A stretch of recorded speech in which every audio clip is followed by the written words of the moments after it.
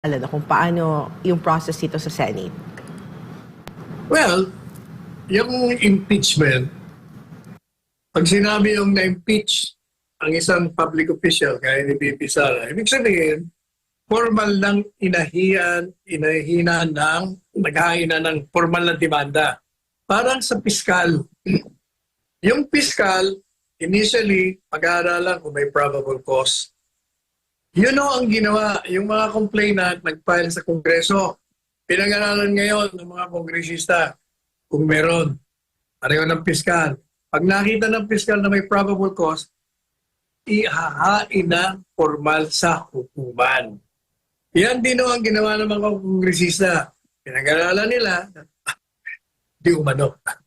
At nakita daw nila na may probable cause, kaya inihain na sa Senado na siya ang impeachment court. Yun ang tumatayong judge. O kaya, meron na ho tayo ngayon na hihintayin na pagdidinig. O ngayon, ito ngayon, itong si Isko, Isko de. Ang muna ng mga paliwanag niya, binobola pa tayo nito, mga ganito, ganyan. Ang katotohanan, kaya hindi po nila tinuluyan. Kasi nasabi niya, hindi naman tinake out sa plenary session kaya hindi naman kailangan mag-convene. Hindi ninyo tinake up sa plenary, Mr. Francis. Talagang ikaw. Kasi nga, yun ang utos mo. O yun, kung hindi man utos mo, yun ang napagkasunduan yung karamihan sa inyo. Kasi nga, delikado. Hindi nyo malaman kung ano magiging reaksyon ng taong bayan dyan. Kaya tinitingnan nyo ang klema politika. You're looking and waiting for an evolution of the political climate. Baka biglang magkaroon ng storm, magkaroon ng typhoon sa politika na hindi nyo makontain. Naaalala ninyo, itong mga grupo ng mga senador, at pati mga alapat sa Kongreso, yung nangyari kay Erap, natatandaan nyo nangyari kay Erap, impeachment, hindi po ba, hindi natuloy ang impeachment? Bakit? Nagkaroon ng pag-aalsa ang bayan. Nag-alsa eh. O hindi ba hindi natuloy ang impeachment? Nawala na lang si Erap at nakulong eventually. O ganyan po. Tinitingnan nila, delikado tayo rito. Maliban pa sa eleksyon, yung eleksyon, mahinang dahilan yun, ang talagang matinding dahilan dyan. Baka mag-alsa ang taong bayan. Tingnan muna natin. Kumbaga, hayaan natin masanay itong mga ito na merong impeachment para wala nang reaksyon. Huwag na natin nire-road yun na nga dyan sa Kongreso, nire-road pa natin Senado, delegado. Kaya relaxan muna tayo, kalmado tayo. Yan ang totoong nangyayari dyan. Walang iba. Attorney Sal, wise move bang ginawa ng Senado na hindi mo na nila tinakil? Wise nga kasi nga natatakot nga sila eh. Pag tinuloy nila, biglang nag-alsa ang bayan. Tandaan mo, galit na ang taong bayan. Kasi nga, sinuportahan nila na wala ng impeachment. Alam naman ng taong bayan na politika lang yan. Puro kabalbalan naman ang mga dahilan dyan. So, assassination attempt, assassination na walang ganon. Confidential funds, mali din o yun. Pinagpipilitan nila. Bakit maraming mga fictitious names? Natural fictitious kasi confidential funds. Hindi mo pa pwedeng ilagay ang mga pangalan ng tumanggap ng pera kasi mga kalaban ng Estado ang ibinulgar nila. Nanganganib ang mga buhay nila. O ano pa? Sinabi nila, meron din mga sinasabi si Inday Sara na pupugutan niya raw ng ulo kasi napahiya yung isang sundalo Jesus Mario Joseph. Pati yung nasa isip ng Ali, masama na pala. Walang krimen. Ikaw man ay isip na kung ano-anong isip laban sa kapwa mo, hanggat di mo isinasagawa, walang krimen. Tapos sasabihin, impeachable ground. Grabe kayo. Ang GUNG kayo. To the second power. Grabe, no? Pero, alam mo, Attorney Sal, siguro sabi ng mga senado, especially yung tumatakbo sa Senate, na buti na lang, hindi pinush kasi nakita nila kung paano pinutakte ng taong bayan, no? Their own constituents, yung mga congressman na lumagda kasi marami sa mga constituents sa mga mabatas took it to social media, even created videos expressing their disgust sa ginawa nila to impeach VP Sara. So, nakalimutan nila yung 30 million votes ni VP Sara when she ran for Vice President, and that 30 million votes ang ginalit nila, Atty. Sal. The 30 million voters. Yes, 32 yan. Nakalimutan nila, hindi lang yun. Yung 32 million, yun yung mga registered voters. Ay, yung ilang million pa na hindi nakaboto, pero puro mga Duterte yun. Oh, that reminds me, merong isang GUNG to the second power na nagsasabi, hindi naman mananalo. Aha. GUNG ito to the second power. Hindi na daw mananalo kasi daw yung boto dahil daw sa mga loyalista ni Marcos. Nako, yung pong Marcos loyalist, ako'y kasama dyan at ako pa nga nanguna dyan nung inapi nila ang Marcos Senior. Kaya ako nag-break away sa Cory Group sapagat pinagtanggol ko ang Marcos na presidency. Hindi po ba? Kami nila Nilo Tayag. Ang problema, yung pong grupong yon nagkawatak-watak na wala na kasi after that, dumating ang Cory, di ba? 6 years yun. Dumating ang Ramos, another 6 years yun. Dumating ang Pinoy, biro mo 12 years, yung Marcos loyalist talagang nawala na ho yun. Pagdating ng Duterte, yun ang naging mga Duterte na. Yun ang Duterte group. Hanggang ngayon, Duterte yun. Kasama na yung mga natagdag pa na mga tagahanga ng Duterte. Kaya nanalo si Bongbong Marcos precisely because of Duterte. Kung wala si Inday doon na anak ng hinahangaan ng milyong-milyong Pilipino at dahil yung 4 na kalaban niya ay kinukontra si Duterte, kaya yung mga tao gusto man o hindi, dahil nandun si Inday Sara, siyempre yayakapin ang Bongbong Marcos. Yan ang nangyari dyan. Kung confident sila that the 30 million votes ay galing sa mga Marcos loyalists, bakit pa nila sinuyo si VP Sara para maging Vice President? Kung confident naman sila na mananalo at makukuha nila yung ganun kadaming boto. Kasi nga wala na yung Marcos loyalist noon. 12 years na nga. Hindi lang 12 years. 18 years pala, mali pang addition ko. Kasi, Cory, 6 years. Ramos, 6 years. Pinoy, 6 years. Biro mo, di 18 years. Alam mo, nung tanda mo yung sa Iglesia ni Cristo? Iglesia ni Cristo, rally. Diba, naglakad po ako doon. Meron pong lumapit sa akin, nagulat ako at natuwa. Kasi yung lumapit sa akin, ngangalanan ko siya. Ang tawag namin sa kanya, ay si Ilang-Ilang. Si Ilang-Ilang, ang pangalan niya totoo ay si Cynthia, na asawa ni Rod Navarro. Nung mga panahon ng Cory, kami ni Rod Navarro at kanyang kabiyak na si Cynthia ang may hawak ng pinakamalaking grupo ng mga loyalist groups. Talagang napakadami yan. Kabit-kabit yan. Napakalaki. Yan ang Marcos loyalist 18 years ago before Duterte. Okay.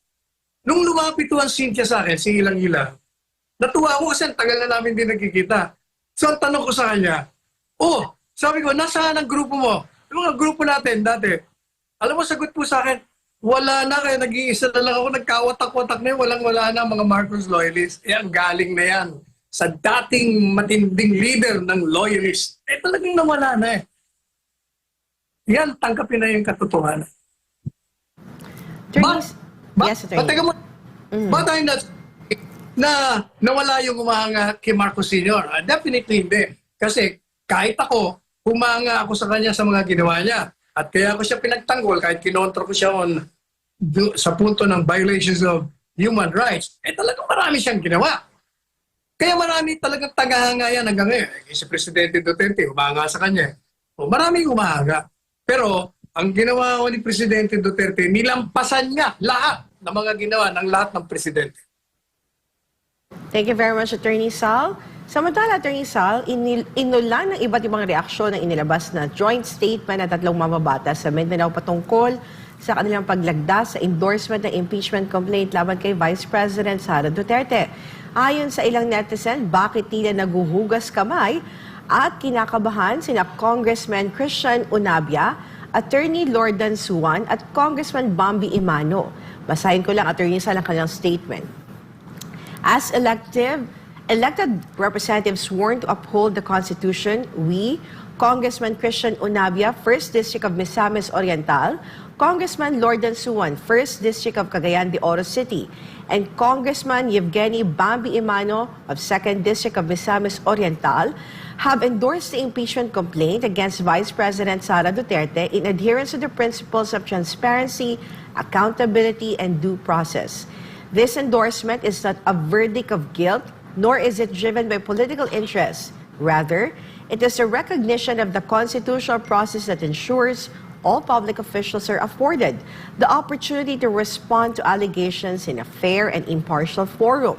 By allowing the impeachment process to proceed, the Vice President is given the platform to present her defense, refute accusations, and clear her name before the Senate, sitting as the impeachment court. One vote, our vote for impeachment was not to condemn the person of the Vice President, but rather to ensure that she is afforded the proper forum to defend her actions and decisions made on the grounds cited in the complaint. Our decision was made in good faith and in the best interest of our democratic institutions. Upholding the rule of law and integrity of public office is a responsibility we take seriously, regardless of political affiliations or personalities involved. We remain steadfast in our commitment to good governance and public service, and we trust in the democratic mechanisms that safeguard the rights of all individuals under the law. Attorney Sal, anong reaction mo sa kanilang statement ng mga taga Mindanao, ng mga congressman? The joint statement is the most idiotic and deceptive statement that I have read, coming from members of Congress. Let me explain why. Yung pong sinasabi nila na kaya sila bumoto, maliban doon sa sinasabi ng tungkulin, pinaliwanag na natin po ang tungkulin. No? Ang tungkulin ay mag-participate ka. So you can either abstain, hindi ka bumoto, dahil ayaw mong makialam o sumama sa isang proseso na hindi ka naniniwala. Right? Na gusto mong patalsikin ng isang tao. Pangalawa, dahil boboto ka, dahil naniniwala ka na dapat guilty yan. O pangatlo, hindi ka naniniwala. Alam mong inosente siya. Duty mo yon. Pero yung sinasabi po nila na kaya kami bumoto para bigyan daw ng pagkakataon na ipagtanggol. Oh my goodness, ang kanyang sarili. Sus Mariosep, hulayin yung mga lelang nyo. Kaya kayo bumoto kasi naniniwala kayo na guilty siya. Kasi kung hindi kayo naniniwala, kung yan ay pinag-aralan nyo, at na, kayo nga, miyembro nga kayo ng Quadcom, di ba? Alam nyo naman na puro kabulastugan, kasinungalingan yung mga lumabas doon. Hindi totoo lahat. Eh dapat, bilang mga kinatawan ng inyong distrito, ang boto nyo dapat ay no. Hindi kayo bumoto because you don't believe in it. Or you abstain because you don't believe in the process. Because you're not giving the Vice President the opportunity na bigyan na ho siya ng pagkakataon. Sa Quadcom nagpaliwanag na siya. Sa mga press conferences na ipaliwanag niya na. Ano pang sinasabi mong bibigyan mo ng pagkakataon? Talagang sinadya niyo yan dahil gusto niyong tanggalin ang presidente. Kasi nga, merong konsiderasyon. Anong konsiderasyon? Natatakot kayo.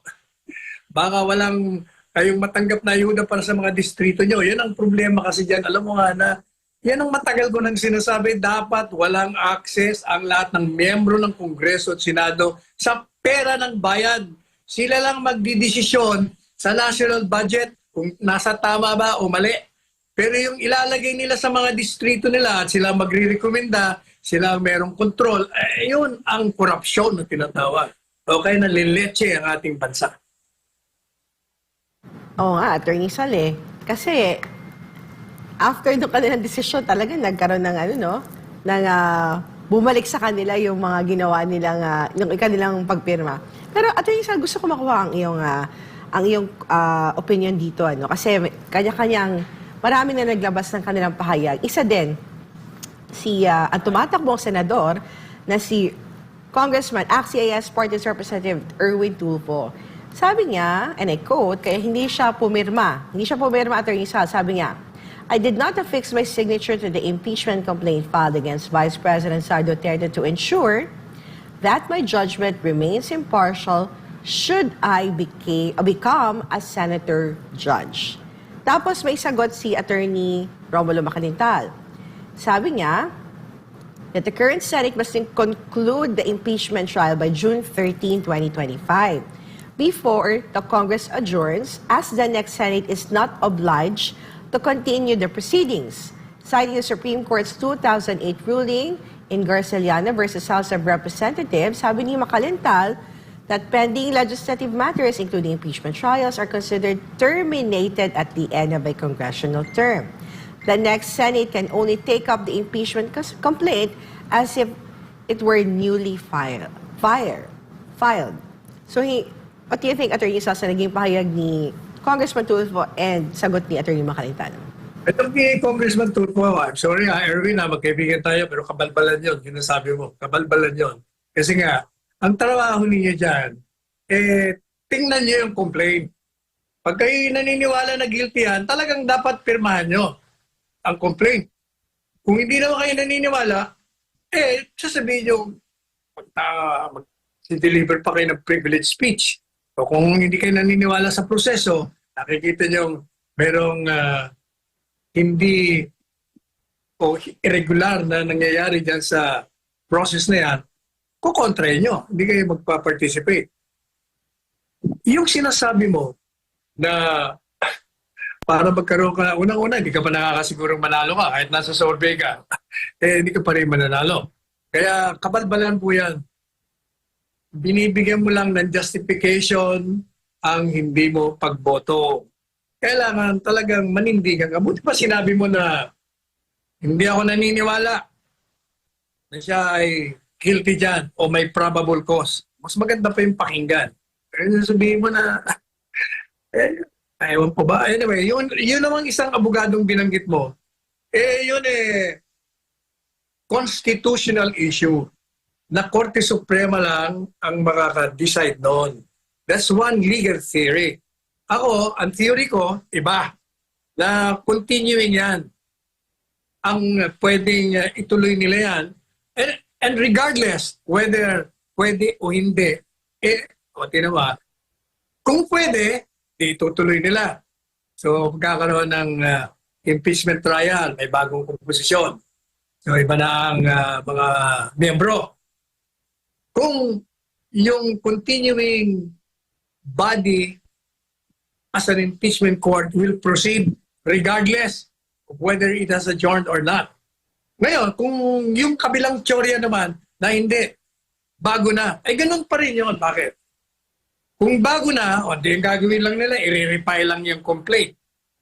After 1 year. Kasi nga, kung hindi natuloy, may 1 year ban. O di tuloy pa rin ang proseso ng complaint, 2028 pa . Ang ibig sabihin, marami pang panahon para i-disqualify mo. Meron pa silang after next year, yung 1 year ban, may 2 taong pa para i-disqualify mo yan. Kaya either or, ganun din ang sumakot total nun. Kahit na po ang mga text messages sa ating mga kabayan at Rizal, galing kay John Makarongon, sabi niya, wag na kayo makinig dyan sa sirang Pangulo. Gawin na natin ang ating magagawa ngayon na yung darating na eleksyon. Hindi na dapat manalo ang mga kaalyado niya para maputol na ang pagpapahirap sa ating bansa. Wala tayong makakapitan. Ang PNP at AFP sunod-sunod na kahit anong iutos silang pagpapahirap sa mga mamamayan. Ang Supreme Court, hindi pa sigurado kung nakapiring pa ba ang hustisya sa kanila. Ano ba sabi ni Atty. Sal? Ang sabi niya, huwag na kayo makinig dyan. Ang tanong ko naman sa'yo, anong gagawin mo ngayon?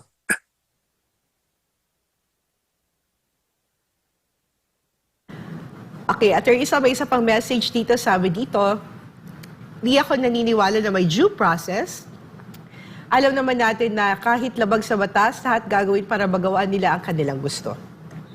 Ayun tinatanong ko, ano ngayon gagawin mo?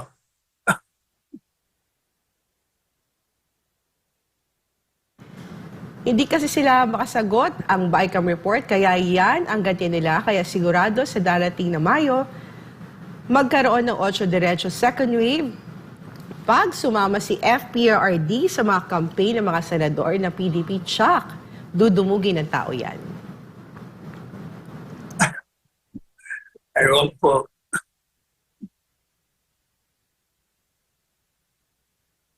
Galing kay Janet, pag pera talaga pinag-uusapan, bumabaliktad ang karamihan. Pansariling kapakanan ng kanilang iniisip, kawawang sambayan ng Pilipino. Ay, sana people power na lang para matanggal si Bangag. People power ang sinasabi ng mga kababayan natin, Atty. Sal. Nasaan? Nasaan ang people power? Sabi naman ni Rogen Sinyo, sabi niya, wala naman trabaho ang DA dito sa atin. Sila pa ang gumagawa ng crisis gaya ng ASF. May bakuna na available pero pinili din nila na di kumuha.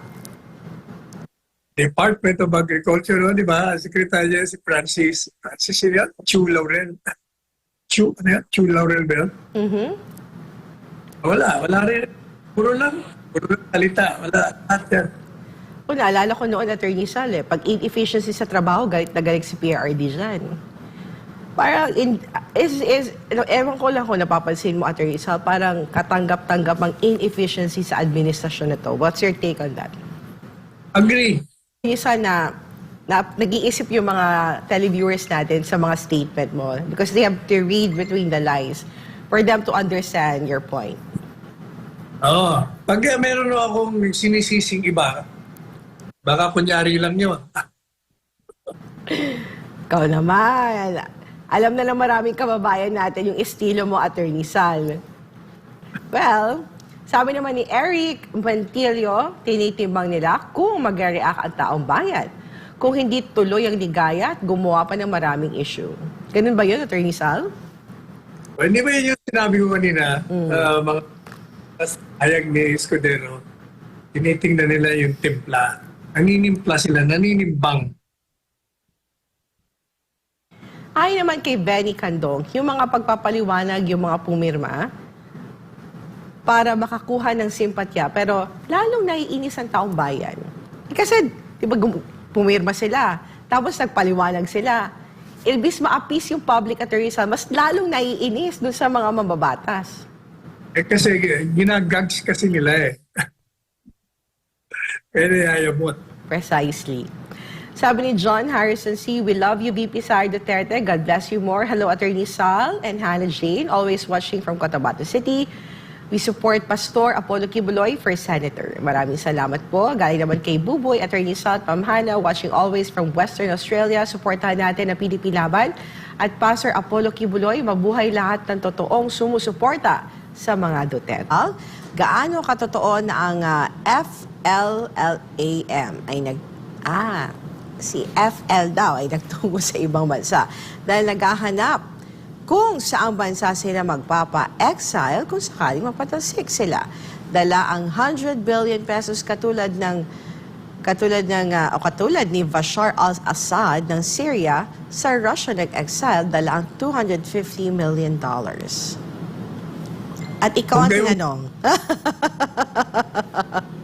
Kayo, gihilig yung maniwala sa chismis. Grabe, no? At alam ng taong bayan kung magkano yung pera at nagpunta ng ibang bansa. But is there a possibility, Atty. Sal, that they are considering a possibility na mag-exile sila sa mga nangyayari ngayon? Bago nila magawa yun, nakakulong na sila. Dapat ganun, Atty. Sal, ano? Kasi kawawa naman if yung taong bayan gusto naghahanap ng hustisya tapos tinakasan, di ba? Sabi ko yung Presidente Duterte, alam mo, pag ang naupo dyan ay kapareho mo, dapat gawin dyan, yung mga tiwaling opisyalis ng gobyerno, ilagay sa isang island, bumili kayo ng island. Tapos, paligiran nyo ng mga buhaya. Lahat sila, ilagay nyo doon. Huwag nyo nang bantayan. Hindi, kasi gagastos pa kayo. Hulugan nyo na lang ng bigas, bahala sila sa buhay nila. O yun, yan ang gawin ninyo sa mga tiwaling opisyal. Bahala sila magluluto doon. Bahala sa basta sila. Dapat yun ang kanilang kaparusahan. Ngayon naman, sabi ni Emily Diaz, Attorney Panelo, agree ako sa revolutionary government. Walang pag-asa ang present government ngayon. Tuloy laban, mga kababayan. Anong masasabi, Attorney Sal, dun sa parang ilan sa mga kababayan natin, or dumadami ba sila, or yung iba, parang kinoconsider nila yung idea ng RevGov? Yun ang tawag doon, frustration. Out of frustration na yun Parang wala na siyang makita. Parang talagang itong sistemang pangasalukuyan inutil na Kaya gusto nila bago. At yung pinakamaganda nga yung revolutionary government. Kasi sa isang revolutionaryong gobyerno, wala nang kongreso. Hindi ba nirereklamo ng lahat kongreso? Pag wala nang kongreso, bilyon-bilyon ang ginagastos mo ron, magagamit yun sa serbisyo publiko. Pagkatapos, meron mo, di ba, 300 mahigit yan. Plus yung senador pa. Kung maraming tiwali dyan, hahanapin mo pa yan. Samantalang kung revolutionary yung gobyerno, isang tao lang. Bibigyan mo ng kapangyarihan. Isa lang bibitayin mo Hindi mo nahanapin, nandiyan na siya. Nag-iisa. Sabi naman ng isang avid viewer, good morning po, Attorney Sal, Ms. Hannah Sancho, napanood ko po yung press ko ni Bongbong Marcos. Kitang-kita ko na wala po siya sa katinoan. Kasi po may 2 reporter na nagtanong sa kanya at nataranta po siya at narinig ko po na sinasabi po niya na wala raw siyang pakialam at wala na siyang magagawa. Nakakatawa lang, presidente siya, walang magagawa. Dapat di na siya tumakbong presidente kung gano'n ang katwiran niya. Presidente siya, dapat siya ang masunod. Gaya ng ginagawa noon ni President Rodrigo Duterte na iniutos niya na huwag i-impeach si Leni Robredo. Sana po ipakita niyo po sa programa niyo na ang reaksyon ni Bongbong Marcos sa 2 reporter na sinabi niya na paulit-ulit at munti pa siyang mapikon. Ano ba yung sinabi niya? Wala, malabo naman yun. Dapat pag nagbigay kayo ng text message, meron kayong binibida, pakita niyo. Ano ba sinabi? Alam mo ba yun, Hana? Ano ba tanong, sagot? Pahanap natin para hindi tayo magkamali dito. Gusto ko ipakita yung video with that 2 questions no reporter. Pahanap natin. Samantala, galing kay Rose na Pampanga, para sa akin, ang outburst si VP Sara noon ay dala lang ng emosyon at di dapat palakihin, out of context. Dapat tingnan ito sa gitna ng pangigipit na nangyari na nagmula pa naman sa mga taong may left-leaning agenda like a woman scorned can spew a lot of angry words out of her emotions. Ano masasabi mo na, Attorney Sal? Di ba, pinaliwanag na natin yan kung saan ang galing yung mga salita ni VP. At siya naman yung mga taong nakakaintindi, maiintindihan. Yung mga kontra, kahit anong paliwanag mo, hindi nila tatanggapin. Galing naman kay Etna Nirugnara, sa totoo lang, itong mga Marcoses ang maraming utang na loob sa mga Duterte. Number 1, kundi sa mga Duterte, di malibing si Marcos Sr. Sa libing ng mga bayan, ito, Attorney Sala. Number 2, kundi sa mga Duterte, si BBM o di si BBM mananalo sa pagka-presidente. At ngayon, sila pa ang magtraidor. Dapat si BBM ang ma-impeach, hindi si VP Sara.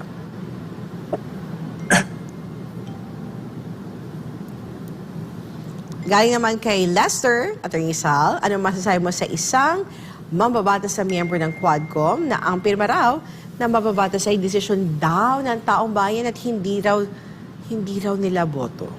Ganun yung katwiran niya. Binubola niya sarili niya. Meron din ako nakitang parang, I'm not sure kung yun talaga yung sinabi ng isang congressman, I think, ay I read isang quote card from Bohol na yung sabi ng representative na pumirma daw siya kasi akala daw niya yun daw yung pirma para sa snacks. Ginagawa lang nila mga kalokohan yung mga pinagsasabi nila. Dito lang kami kay VP Sara Duterte, laging nakasuporta sa iyo kahit ano man ang mangyari. Di ka namin iiwan, ipaglalaban ka namin at ipapakita din namin ngayong ngayong eleksyon kung manalo yung mga traidor na yan. Tatandaan ko mga pagmumukha nila, kaya kailangan natin magkaisa para pabagsakin ang mga traidor. Di na dapat makapasok ang mga candidate ng mga Marcos. Umpisahan na natin ngayong eleksyon.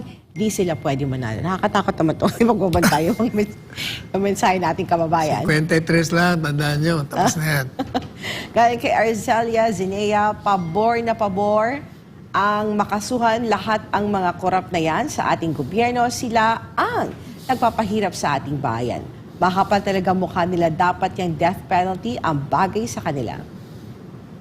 Galing kay Flordelis Clanog, kung ang gobyerno natin para talaga sa taong bayan, ang pagserbisyo, hindi na kailangan yung party list, mas marami ang nawawala sa kaban ng bayan. Agree.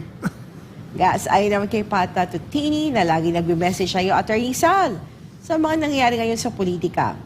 May alam ba kayo na may mga kumikilos na para hadlangan ang maaring dayaan sa darating na halalan? Meron ba? Meron ba? Baka meron kumikilos para dayain. Galing kay Maldita Mi, sana all politiko tuloy ang sahod kahit naka-break sila. Sana may politikong mag-check and balance ng labis-labis sa privileges nila like yung sobrang daming araw ng bakasyon. Tapos tuloy pa din ang sahod. Ano ba yun? Ay talaga naman tuloy sa sahod. Hindi naman nawawala yun eh. Galing kay Carmel, tapos sa kaka-idea yung taong bayan, magko-congressman na lang ako. Maraming Okay, kita mo, gusto mag-party list. Nainggit. Carmel Perenal, kita-kits tayo sa eleksyon. Dito ako handa magkaraban, isang kampanya ko, solid vote Duterte.